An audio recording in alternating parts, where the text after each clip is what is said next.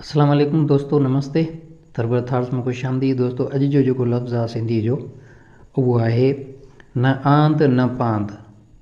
न आंत न पांद जो मतिलबु आहे न ही छेड़ो न हू छेड़ो, माना न ही छेड़ो न हू छेड़ो, न स्टार्टिंग न एंडिंग।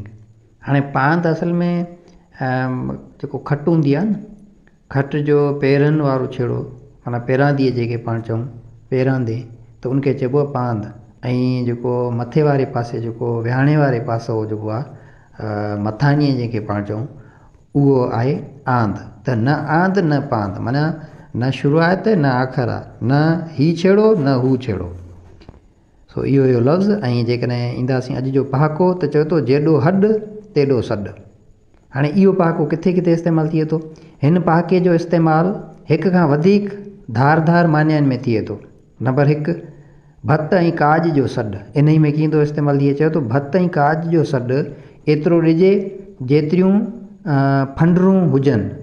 हाणे मिसाल फंडरूं छाकाणि आमतौर ते फंडरूं माना जेको बग़ैर विहायल जेको माल आहे, उहो जेको आहे ज़िबे कयो वेंदो आहे, त उहो या ॿकरी हुजे या रिढ हुजे या खणी ढगी हुजे या जेको आहे उहो पाॾी वग़ैरह हुजे, त फंडरूं, छाकाणि ढुकी वग़ैरह खे जेको आहे न उहो न ज़िबे कयो वेंदो आहे। त उनजे करे चए थो जेतिरियूं फंडरूं हुजनि ओतिरो ई जेको आहे न उहो काज जो सॾु ॾिजे, माना दावत ओतिरनि ई माण्हुनि खे ॾिजे। ईअं न जेकॾहिं मिसाल तौरु फंडरूं हुजनि 20 ऐं दावत जेको आहे उहो माण्हुनि खे एतिरनि खे ॾिजे जेको 40-50 फंडरनि जी ज़रूरत हुजे, त ईअं न, जेतिरियूं फंडरूं आहिनि उन तहत जेको आहे उहो चयो थो सॾु ॾिजे। ॿिए नंबर ते कीअं थो इस्तेमालु थिए?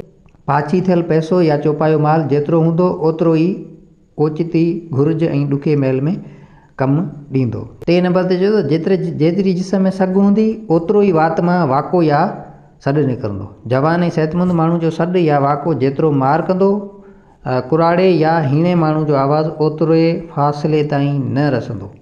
हाणे जेॾो हॾु तेॾो सॾु।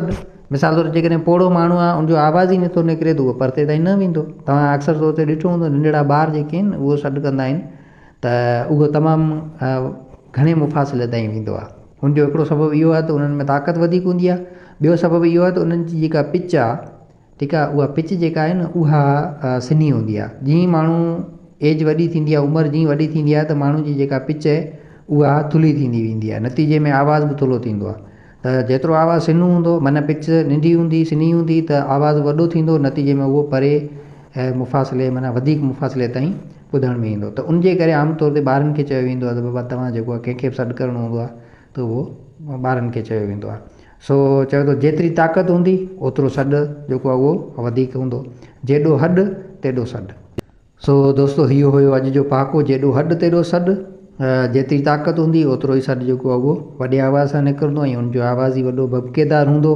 ऐं जेॾो हॾु तेॾो सॾु, जेतिरी पैच हुजे ओतिरी दावत ॾिजे। ईअं न हुजे त जेको कर्ज़ु वग़ैरह खणी दावत ॾिजे, पोइ जेको आहे उहो 10 साल यको कर्ज़ में पियो पीड़िजे। इहो ई न हुजणु खपे। त जेको आहे न चवंदा आहिनि सवड़ आहिर पेर डिघेरण, जेतिरी पैच हुजे उन मूजिबि ई जेको आहे उहो दावत ॾिनी वञे। ऐं लफ़्ज़ आहे न आंद न पांद, न ही छेड़ो न हू छेड़ो,